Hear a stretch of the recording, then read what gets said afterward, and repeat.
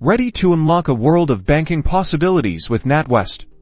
Let's get your new account opened, step by step. First, explore NatWest account options. They offer a variety of accounts to suit different needs, from everyday current accounts and digital-only options to specialized accounts. For students, think about what you'll mainly use your account for to make the best choice. Before you apply, check the eligibility. Generally, you'll need to be over 16, be UK resident, and have valid identification. Some accounts might have specific criteria, so always refer to the NatWest website for the latest details. The application process is straightforward. You can often apply online through the NatWest website or their mobile app. Have your details ready and follow the on-screen prompts. You'll need to provide some documentation to verify your identity and address. This typically includes proof of identity, like a passport or driving license, and proof of address, such as a recent utility bill or bank statement from another bank. Make sure these are current and clear. Once you submit your application and information,